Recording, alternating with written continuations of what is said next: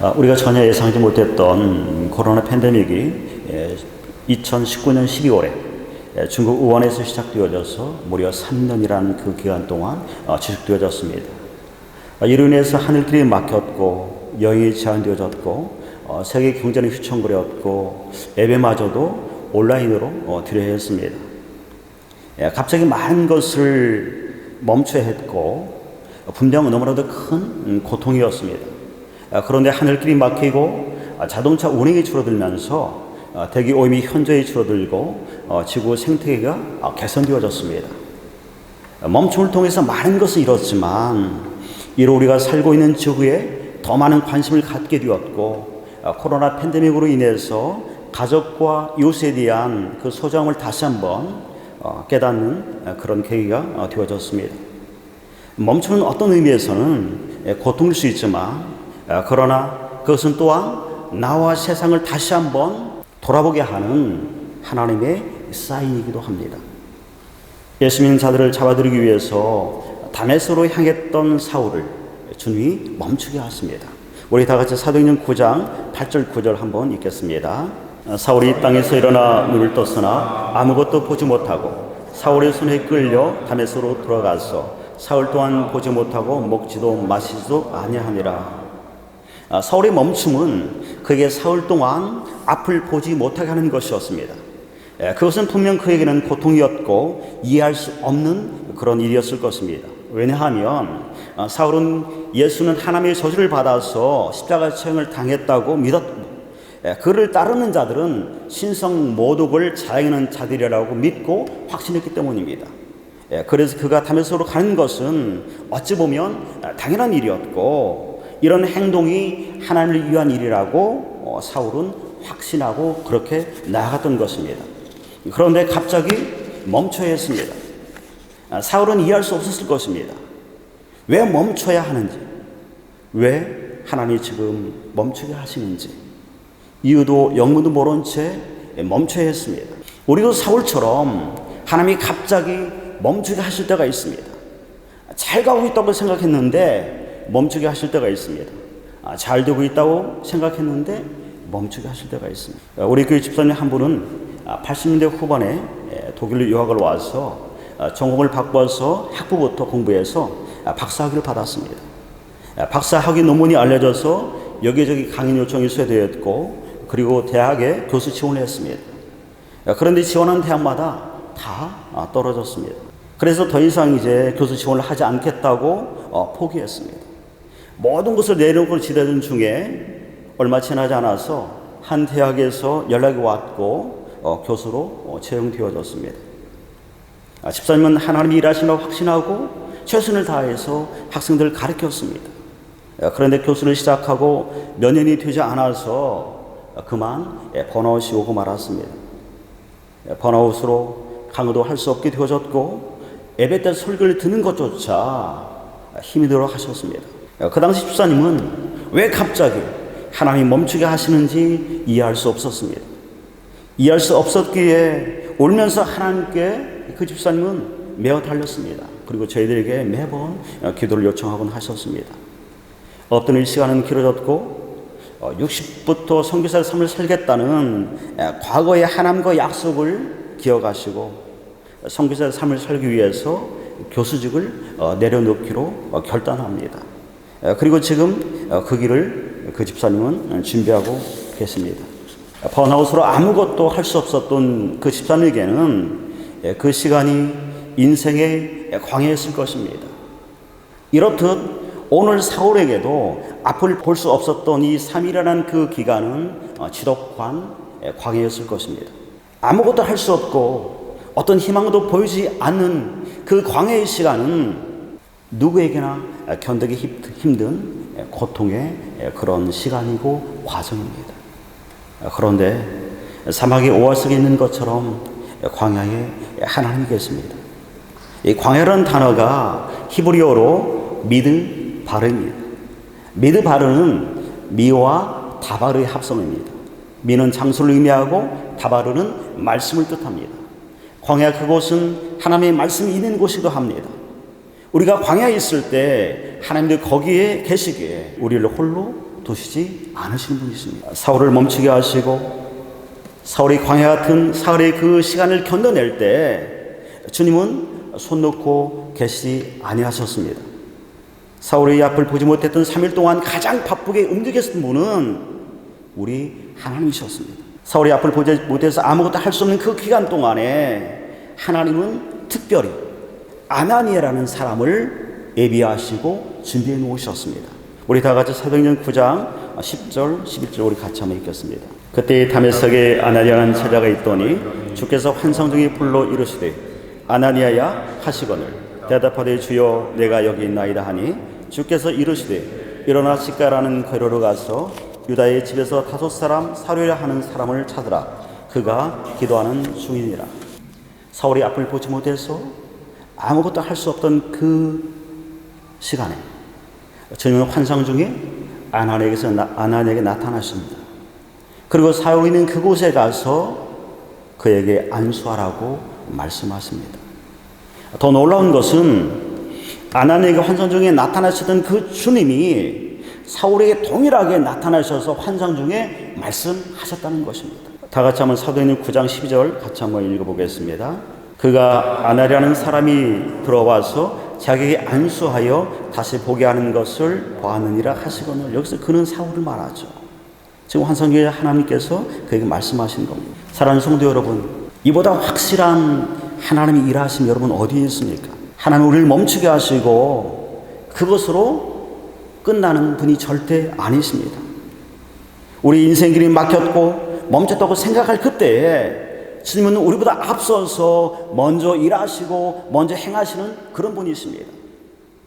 사랑하는 성도 여러분, 여러분의 삶 가운데 여러분이 멈춤이 있을 때 하나님의 이런 예비하심의 은혜를 경험하는 주의 자녀를 되어지기를 주님의 이름으로 축원합니다. 우리가 인생을 살다 보면 사울처럼 주님이 멈추게 하실 때가 있습니다. 주님이 우리를 멈추게 하실 때 우리가 기억할 것은 그것은 기도의 골방으로 들어가라는 주님의 사인이라는 것입니다. 여러분 한번 따라합니다. 멈추게 하실 때 기도의 골방으로 들어가라. 오커너 목사는 이런 말씀을 하셨습니다. 하나님은 골방에서 우리를 기다리신다. 주님은 골방에서 우리를 기다리시는 분이십니다. 다 같이 이사야 30장 18절 같이 한번 읽겠습니다. 그러나 여호와께서 기다리시나니 이는 너에게 은혜를 베풀려 하심이요 일어나시리니 이는 너희를 긍휼히 여기려 하심이라.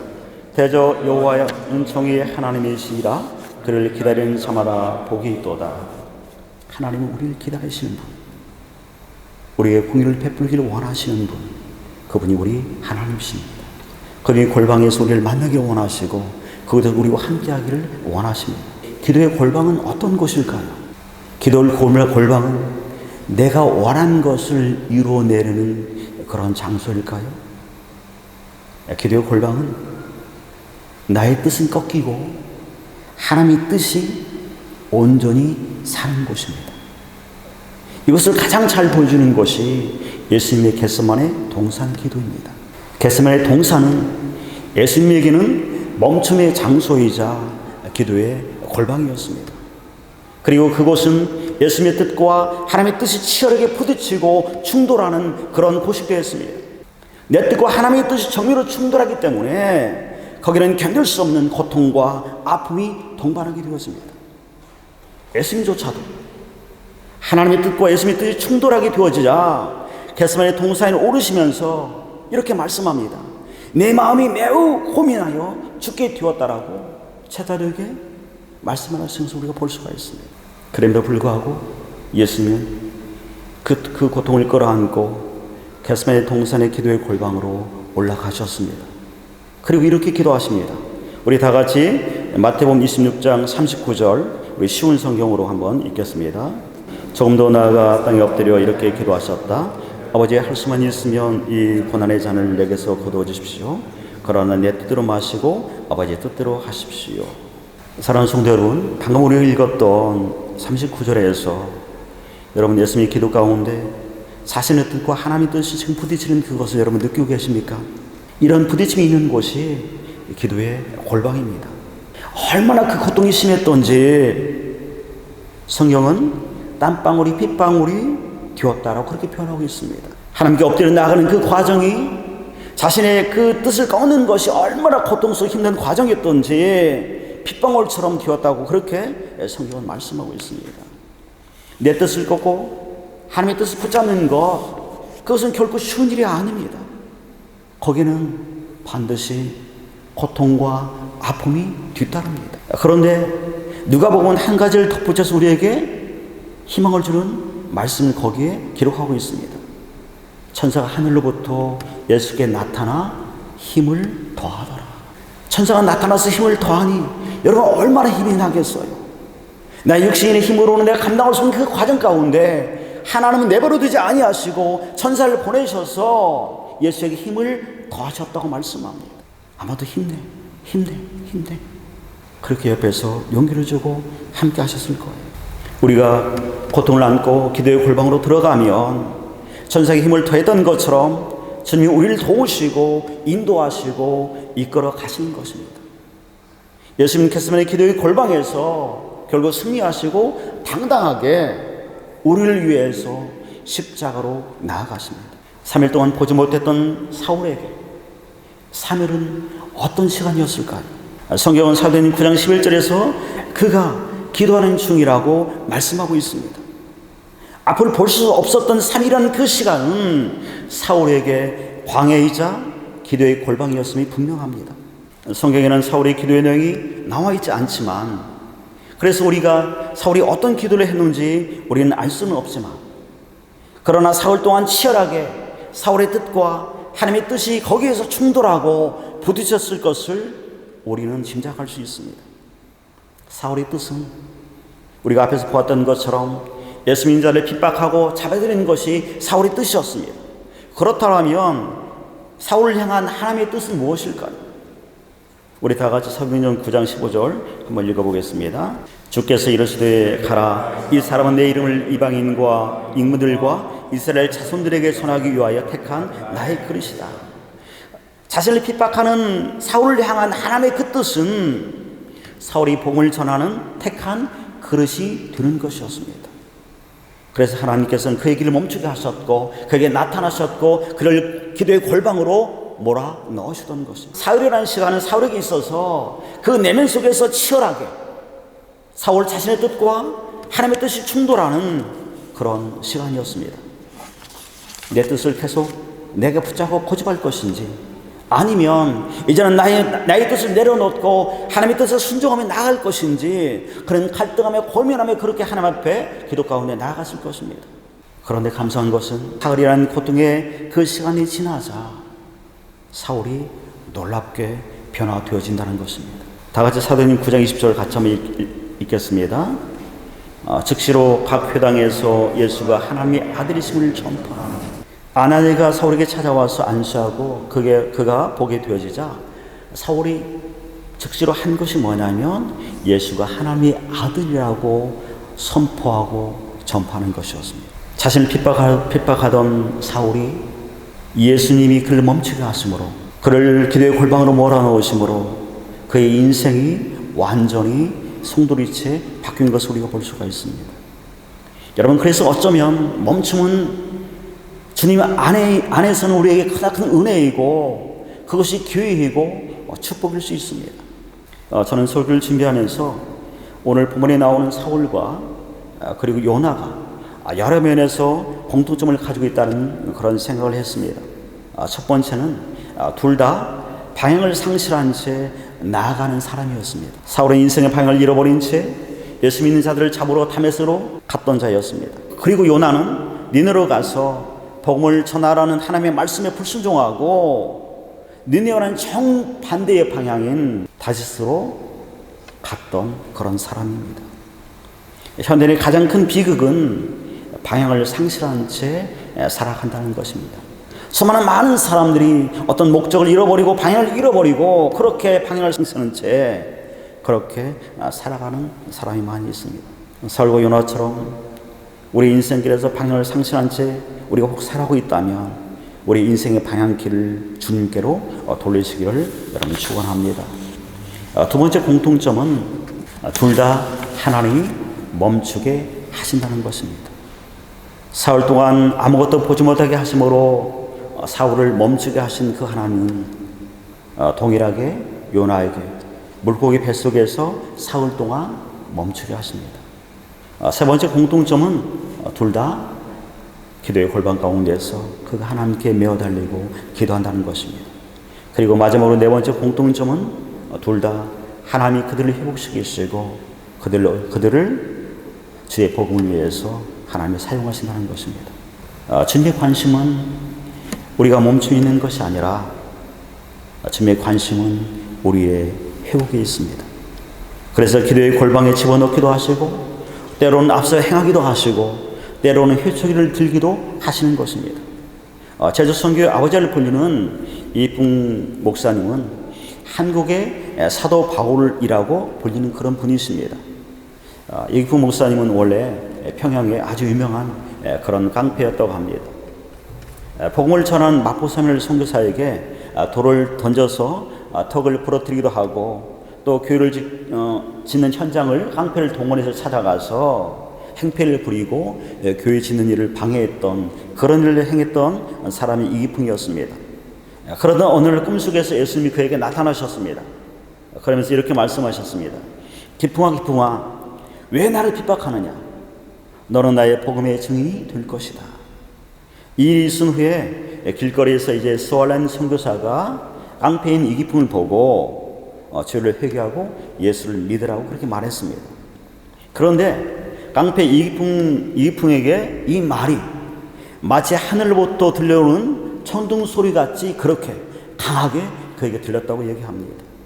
그 후에 그가 회개하고 예수를 믿고 그가 괴롭혔던 마포사무엘 선교사님을 찾아가서 용서를 구하고 그리고 평양신학교에 입학해서 제1위 졸업을 하고 최초의 한국인 목사가 되어져서 이제 제주도에 선교를 떠나게 되었습니다.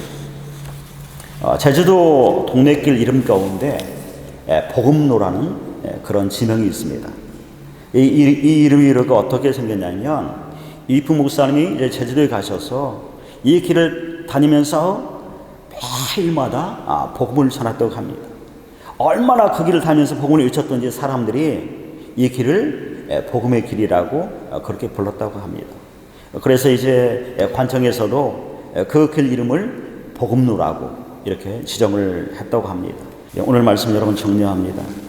멈춤은 주님이 일하시겠다는 분명한 사인이기도 합니다. 그리고 멈춤은 기도의 골방으로 들어가라는 하나님의 사인이기도 합니다. 기도의 골방은 내 뜻과 하나님의 뜻이 치열하게 부딪히고 충돌하는 곳이기도 합니다. 그곳에서 내 자아가 산산이 부서지는 그런 아픔을 경험하는 곳이 기도의 골방이기도 합니다. 그러나 이런 과정을 통해서 내가 새롭게 빚어지고 내가 새롭게 주님의 뜻을 붙잡고 나아가는 곳이 기도의 골방이기도 합니다. 이런 과정을 통해서 주님 우리를 회복시키시고 주의 뜻대로 우리를 이끌어 가시는 분이십니다. 이런 은혜가 사랑하는 성도님 여러분의 삶 가운데 이런 은혜가 이런 이끄심이 있기를 주님의 이름으로 축원합니다.